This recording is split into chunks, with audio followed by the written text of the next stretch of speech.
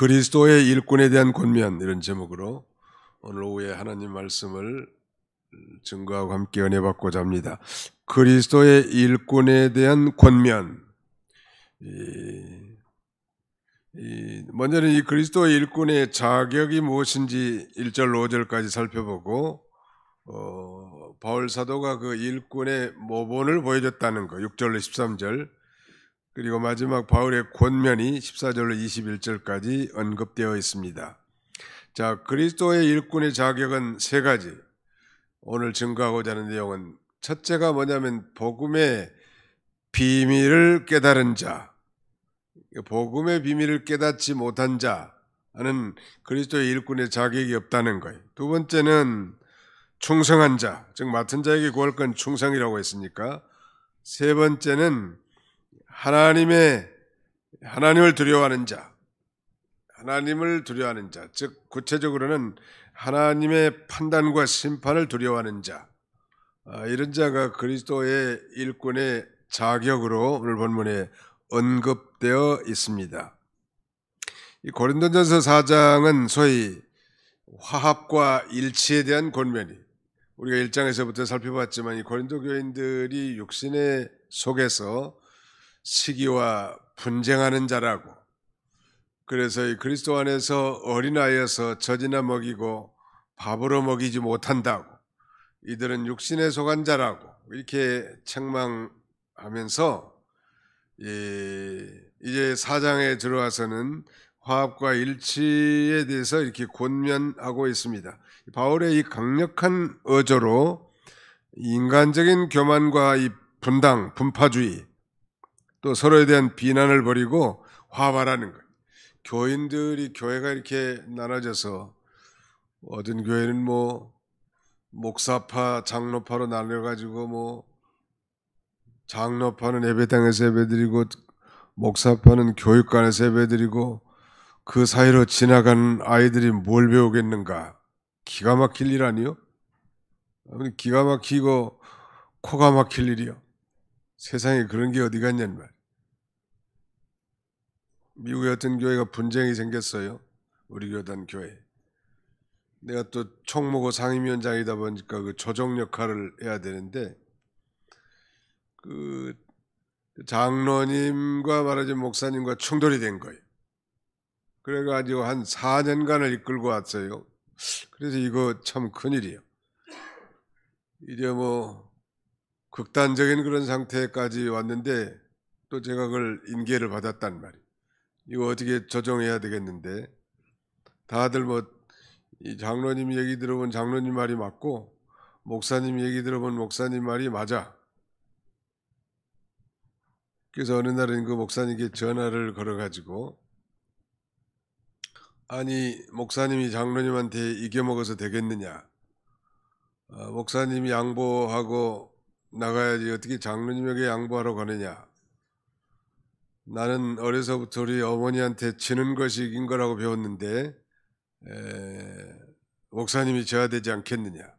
그러면 이제 권면을 했습니다. 둘이 화합할 수 없다면 그러면 아예 목사님을 지지한 사람을 데리고 나가서 개척을 해라. 그러면 총회에서는 두 개의 교회를 다 인정해 주겠다고. 처음에는 응답을 안 했는데 나중에 그래도 그 목사님이 순종해가지고 자기를 지지한 사람들은 이끌고 나가서 미국 교회를 임대해가지고 개척을 시작했고, 또 장로님을 따르는 세력들은 그 본교회 예배당을 차지하고 이렇게 또 총회에서 선교사 한 사람을 보내서 교회를 맡겼습니다. 그래도 그 목사님이 뭐 거역도 하고 저한테 대들기도 하고 뭐 별소리 다 했지만 잘 순종해서 교회가 은혜롭게 분립이 되는 거예요. 근데 정말 100점짜리는 두 세력이 화합해가지고 이렇게 하나로 나가는 게 최고 100점인데, 보니까 뭐 불가능한 게 한 4년간 끌고 있는데 이제 영락없이 교회만 부흥에 다 치명적인 악영향을 끼친단 말이에요. 이번에 미국 미주노에 갔더니 그래도 두 교회 목사님들이 다 참여해서 그 미주노에 소속 교회가 아무튼 뭐 좋은 방법은 아니지만 교회 하나가 더 개척이 돼가지고 이렇게 참석하게 돼서 참 마음으로 흐뭇한 게 있었습니다. 그러나 더 좋은 것은 그 두 분들이 서로 화해해가지고 말이에요. 서로 조건 없이 용서하고 조건 없이 그리스도의 마음을 품고 하나가 되면 참 좋겠는데 그러지 못한 건 아쉽지만 그 차선책으로 그런 총회에서 그런 조처를 했습니다. 고린도 교회는 4개의 당파가 생긴 거예요. 바울파, 그 다음에 아볼로파, 게바, 즉 베드로파, 나머지 하나는 뭐 그리스도파라고 하는 이 당파인데 계속 싸우면 교회가 4쪽으로 나눠지게 생겼다고. 바울이 건 개척한 교회고 오늘 본문에도 바울이 내가 그리스도 안에서 너희를 낳았다 할 만큼 복음을 증거해서 그들을 전도해서 교회가 세워졌는데 세월이 흐르고 바울이 떠난 다음에 이렇게 교회가 분파가 생긴 건 너무 육신적인 것이고 세상적인 것이죠. 그래서 이제 4장에 와서는 이렇게 일치와 화합을 강력하게 권고하면서 인간적인 교만과 분쟁, 서로에 대한 비난을 다 버리고 화합하라는 거예요.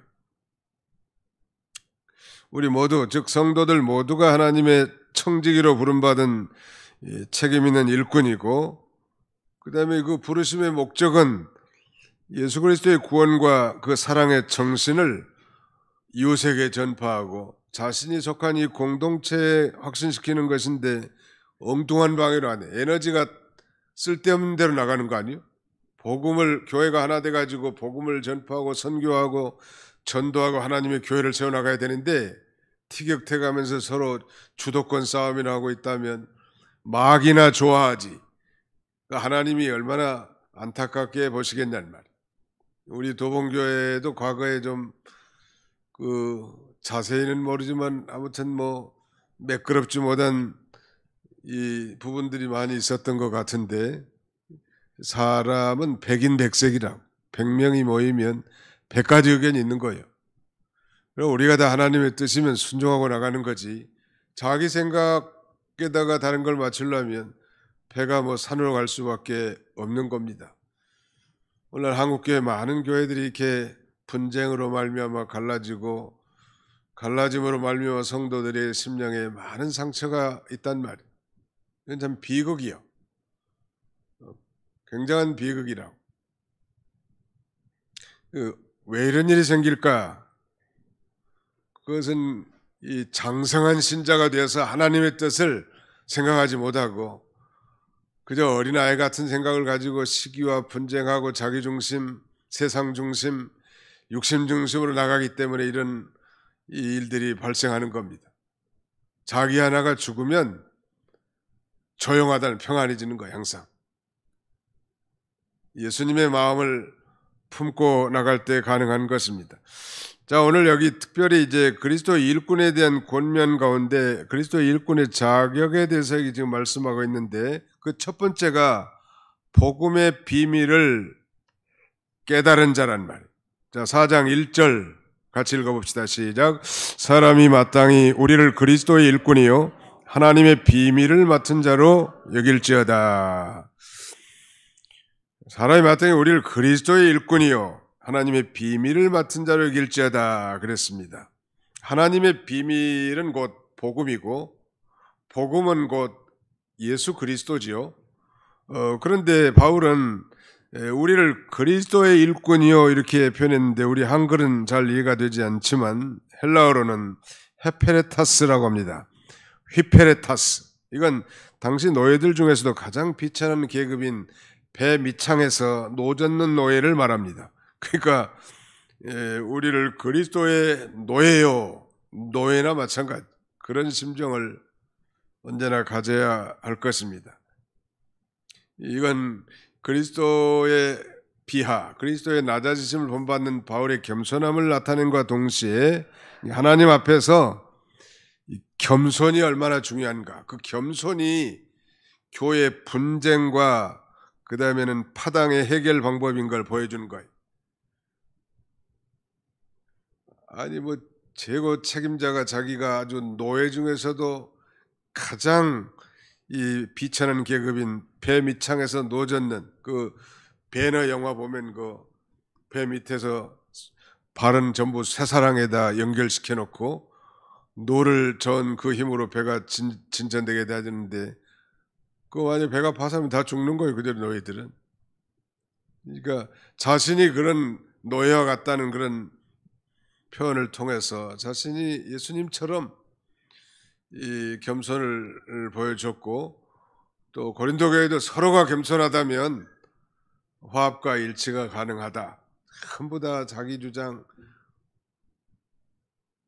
자기 생각, 자기 뜻, 또 말도 잘하고 뭐 얼마나 뭐 논리 정연하고 뭐 얘기 들어보면 그 사람 얘기 들어보면 그 사람 말이 맞는 것 같고 저 사람 얘기 들어보면 저 사람 말이 맞는 것 같고 해결이 안 되는 무조건적 어긴 그리스도 안에서의 용서하심 이런 것들이 없이는 결코 하나가 될 수 없습니다. 하나가 될 수 없는 거예요. 이 복음의 비밀을 깨달은 자, 복음은 비밀이죠. 왜 비밀인가? 이 세상 사람들은 모르기 때문에 성령으로 말미암아 이 복음을 깨달은 자만 안단 말이에요. 이건 누가 빼앗아 갈 수도 없는 것이죠. 그런 면에서 이 복음의 비밀을 깨달은 자라야 진정한 그리스도의 일꾼이고 복음의 비밀을 깨달은 사람은 겸손할 수가 있어요. 복음의 핵심이 예수 그리스도니까.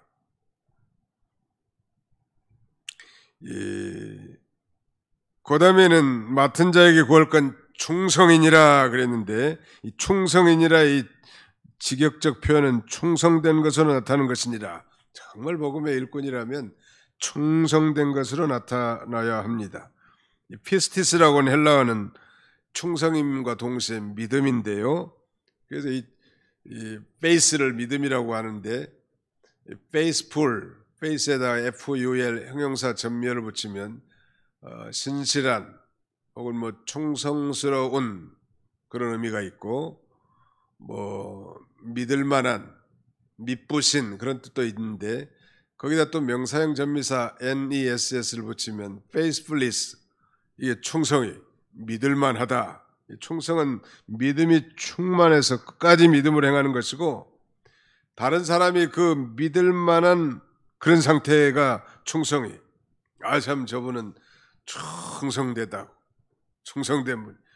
우리 이 가이사라에서 말하자면 이 모세가 12지파의 정탐꾼을 선정했는데 그 12명의 정탐꾼 가운데 이 두 사람 여호사와 갈렙 이 사람들은 참 충성스러운 사람 아니에요.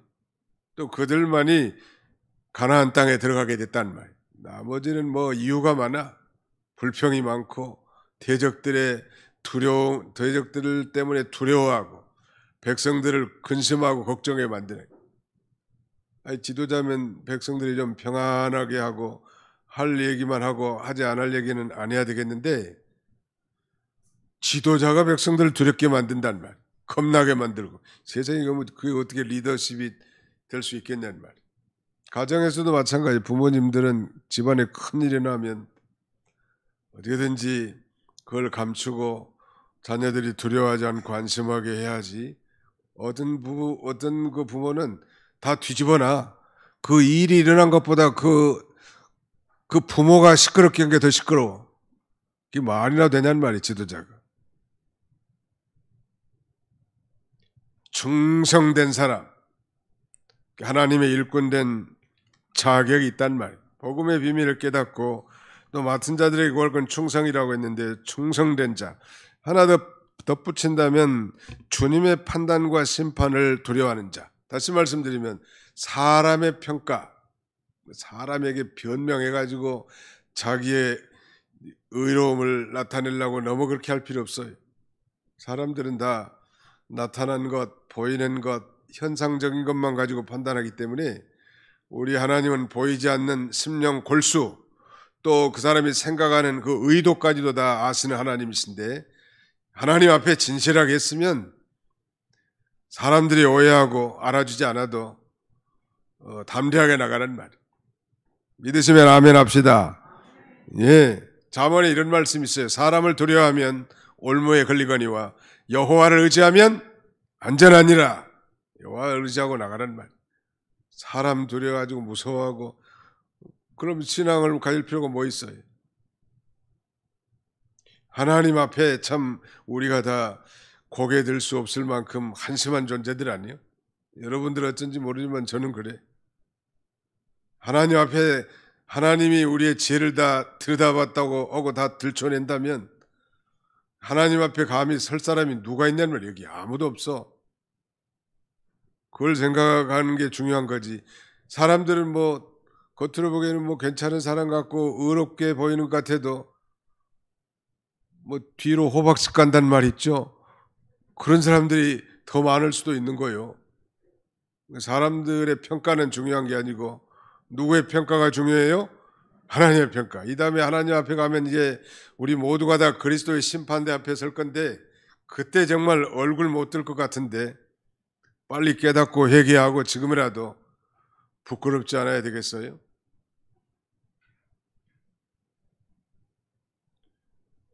어떤 장로님하고 통화하는데 뭐 저한테 열심히 설명하더라고. 뭐 상황이 그래서 그렇고 뭐 나를 오해했고 나는 뭐 그런 죄를 범한 것이 없고 그런 얘기를 할 필요 없습니다. 하나님 앞에 진실하면 진실한 거지. 사람에게 뭐 굳이 그렇게 말할 필요가 뭐냐. 안 했으면 한마디 안 했다고 하면 되는 거지. 그렇게 나는 오히려 그렇게 막 굳이 변명하고 보니까 그 사람이 잘못한 것 같구나 그런 생각이 들어요. 뭘 얻으려고 사람이 그렇게 말하는 말. 안 했으면 안 했다고 하면 되고 하나님 앞에 떳떳하면 떳떳하게 살면 되는 거지. 바울이 그렇게 지금 그런 거예요. 사람의 자기의 판단이 있고 다른 사람의 판단이 있고 하나님의 판단이 있는데 이 사람의 판단이 그렇게 중요한 게 아니고 또 자기가 자기를 판단하는 것도 그게 완벽하지 한 게 없어요. 되게 사람들은 다 자기에 대해서는 대단히 관용적이고 타인에 대해서는 좀 엄격한 게 보통 사람들이 하는 거예요. 우리 하나님은 판단이 정확하다는 말이에요. 그 정확한 하나님 아버지 앞에 우리가 뭐 얼마나 참 부끄럽고 죄송할 사람들인데 뭘 바울이 옳다, 아볼로가 괜찮다, 베드로가 최고다 그렇게 하면서 교회를 시끄럽게 한다면 그건 말이 되겠냐는 말. 그저 주여 나는 죄인이로소이다.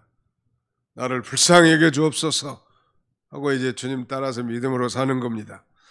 그리고 바울은 일꾼의 모본을 보여줬습니다. 일꾼으로서 6절로 13절입니다. 일꾼된 자격에 대해서 저는 종종 이 장로 시치나 직분자 임명 때 디모데전서 1장을 증거하는데 거기 보면 세 가지가 나와요.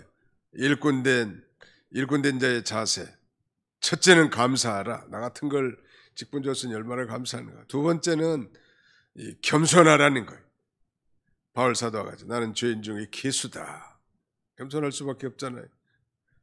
나는 이런 얘기하면 대단히 오해할 수도 있겠지만 나는 뭐 바울만큼 위대한 사도도 아니고 아무것도 아니지만 역시 하나님 앞에 죄인 중에 기수요. 아마 어려서부터 지금까지 지은 죄를 따지면 머리털보다 더 많을 것 같고 누가 그걸 책으로 쓰면 두꺼운 책 한 권 이상이 될 것 같고 하나님 앞에 가면 부끄럽다. 사탄은 그걸 가지고 우리를 공격하죠. 너 봐라 최 목사 너 지금 네 죄가 이렇게 내가 다 기록해놨다. 너 같은 게 집사냐? 목사냐? 장로냐? 이렇게 하면 얼굴 들지 못해. 사탄아 물러가라. 내가 비록 죄인이나 예수 그리스도의 피로 내가 모든 죄 사함을 받고 하나님 앞에 의인된 자격을 얻었다 하고 또 당당하게 나가는 거예요. 거기에 대해서 뭐 의기소침할 필요 없어요. 당당하게 나갈 수 있다는 거예요. 그러나 조건이 있다면 이제 하나님 앞에 다시는 동일한 죄를 반복하지 말고 하나님이 기뻐하신 뜻을 따라 살란 말. 그걸 하나님이 원하십니다. 바울은 제 말씀 중에 그 세 가지, 감사할 것, 두 번째는 겸손할 것, 세 번째는 본을 보일 것, 즉 모본이 될 것. 감사와 겸손, 그리고 모본. 우리 권사님 세울 때도 내가 이 얘기를 했는데 지금 기억하지 못한 분이 계시다면은 다시 한번 상기하라고. 첫째는 감사하십시오. 따라서 합시다. 감사합시다. 겸손합시다. 본이 됩시다. 다시 한번 감사합시다. 겸손합시다. 본이 됩시다. 네, 바울은 그렇게 살았어요. 나 같은 게 정말 그리스도를 대적한 자 아니요? 그가 예수 믿는 자를 잡아다가 핍박한 자고, 그런 그를 부활하신 예수님이 불러서 사도로 삼았으니 감사무지하지요. 감사무지할소이다. 그리고 나는 그러나 죄인 중에 개순이라 할 만큼 항상 겸손해.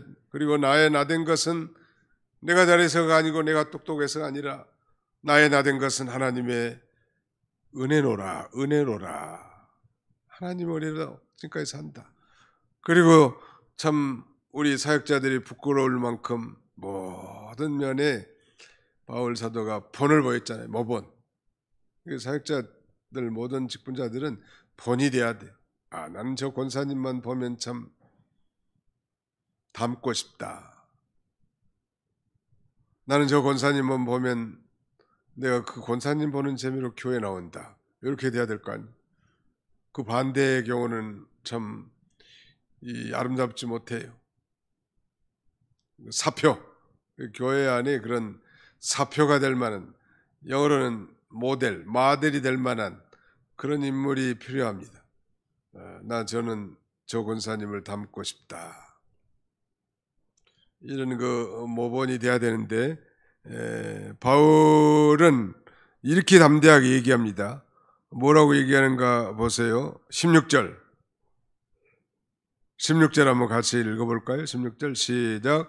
그러므로 내가 너희에게 권하노니 너희는 나를 본받는 자가 되라. 야, 이거 참 이런 말을 할 수 있을까요?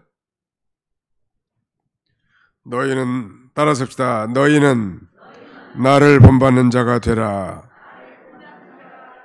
예. 이런 말은 참 감히 하기 어렵잖아요. 나를 본받는 자가 되라. 얼마나 모본을 보였다면 나를 본받는 자가 되라 이렇게 말할 수 있을까요? 참 대단해. 실제로 바울은 그렇게 살았어요. 모든 면에 우리 모든 사역자들의 사표가 될 만한, 우리가 이게 설교라는 설교 혹은 뭐 설교학을 표현할 때 영어로는 여러 가지 다양한 표현들이 있어요. 뭐 preaching, 뭐 전도하다, 설교하다. 설교를 preaching이라고도 합니다. sermon, 공적인 설교라고도 이렇게 말할 수 있죠. 메시지를 선포하는 것도 마찬가지. 근데 그 설교학이라는 그 과목 중에 하나가 이 영어로 호밀레틱스라고 하는 이런 단어를 씁니다. 호밀레틱스. 한번 따라해보세요. 호밀레틱스. 호밀레틱스. 예, 이건 무슨 의미인가 하면 다른 사람을 나와 같이 만드는 기술. 직역을 하자면 그거예요. 호밀레틱스가. 다른 사람을 나와 같이 만드는 기술. 근데 목사가 도둑놈이면 교인들을 뭘 만드는 거예요? 전부 도둑놈 만드는 거예요. 세상 욕심 많게 만들고 육신적으로만 복받는 걸 강조하고. 얼마나 위험한 거 아니에요? 매일 설교가 여러분 저와 같이 되십시오. 여러분 저와 같이 살아야 합니다. 이렇게 될 수 있어야 된다. 그런 걸 설교학이라는 그런 표현을 썼어요. 그러니까 정말 부끄럽죠. 모본적인 그런 삶을 살아야 하고 다른 사람을 나와 같이 만드는 기술, 모든 신앙이나 뭐 인격이나 모든 삶 가운데서 다른 사람을 자기와 같이 살게 만들어주는 기술이 바로 설교라는 거예요. 그러니까 얼마나 이 설교자의 위치가 엄중하다는 걸 알 수 있겠죠. 뭐 신학생들만 들은 얘기는 아니에요. 우리 모두가 다 마찬가지. 그러니까 아이들은 그 부모 등 너머로 어깨 너머로 배운다. 다 같은 말이야. 그 부모에게 배운 대로 아이들이 살더라. 얼마나 부모를 철저하게 닮는지. 심지어는 그 부모의 말투나 말하는 방법까지도 은연중에 다 닮아요. 어영부영 말하면 자녀도 어영부영 말하네. 신중하게 태도를 하면 자녀도 신중하게 행동하는 거예요. 그렇게 우리 어린아이는 두말할 것 없고 아주 행동까지 흉내내잖아요. 아무튼 이 모본을 보인다는 면에서 누구나 다 장담할 사람은 아무도 없지만 우리 모두가 다 넓은 의미에서 다 직분자들이고 사역자들이고 또 하나님의 일꾼이고 복음 전도자들인데 말이나 행실이나 믿음이나 정절에 있어서 믿는 자들에게 우리가 본이 돼야 합니다. 특별히 말투라든지 이걸 잘 고쳐야 돼. 친절한 말투 가져야 합니다. 말이 너무 경상도 부산은 너무 억세. 전라도 말은 너무 중간에 뭐 끊어먹었어. 가령 뭐 식사하셨습니까? 이러면 이렇게 경칭을 써야 되겠는데 밥 먹었어? 했어? 안 했어? 했어. 요자 하나 뒤에 붙이면 참 좋겠는데 고쳐야 돼. 서울 분들은 되게 그래도 상당히 바르고 좀 친절한 말투인 것 같아요. 서울 말이 그래서 우리나라의 표준 말이에요. 했습니다. 안 했습니다. 했어요. 안 했어요. 했어. 안 했어. 약간 건방지게 들리잖아요. 벌써. 광주쯤 내려가면 싸가지 없는 말이 나와. 벌써. 말을 딱 잘라버려. 그 밑으로는. 경상도는 너무 또 과격해 말이. 밥 묻나?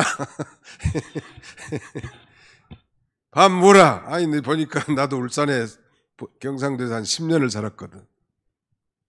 아니 조그마한 애가 자기 아버지가 현대 중공업 다니는데 이제 자기 엄마가 어디 간 모양이에요. 우리가 거기서 하숙도 하고 그랬는데 조그마한 계집아이인데 여자아이. 자기 아버지한테 아버지야 밥통에 밥 있다 밥 퍼먹으라. 밥 퍼먹으라. 밥 퍼먹으래.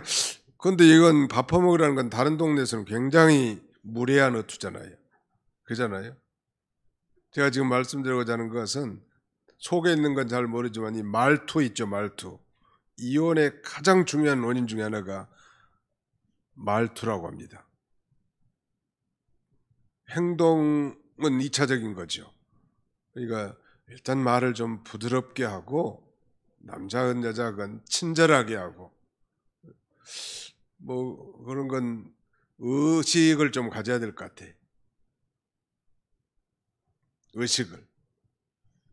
근데 초신자 가가지고 말을 하는데 권사님 말투가 어떻게 세상에서 일하는 그런 사람이나 뭐 전혀 다를 바가 없네 이런 느낌을 받아서는 안 되겠죠.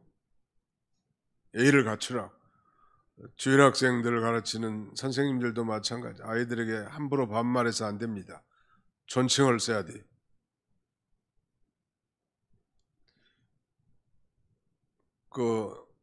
우리는 뭐 예수님 때문에 그렇게 살아야 돼. 복음을 위해서, 하나님의 영광을 위해서. 자녀들이 말이죠. 자기 부인이 남편을 자꾸 무시하는 말 자꾸 쓰는데 그 자녀들이 뭘 배우겠어요? 이 다음에 시집가면요. 똑같이 합니다. 자기 엄마처럼. 자기 엄마보다 더 나을 수가 없어. 똑같이 해. 이 인간아 하면 자기도 시집가가지고 이 인간아 그래 남편한테. 함부로 말하고 함부로 대하고. 근데 부인이 남편을 공손하게 대하면 그 자녀가 시집가면 우리 엄마가 아빠에게 대하는 것처럼 그렇게 하는 거예요. 교회도 마찬가지 같습니다. 교회도.